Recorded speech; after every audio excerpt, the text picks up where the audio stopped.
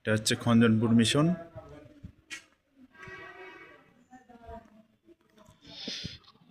চোখের চিকিৎসার জন্য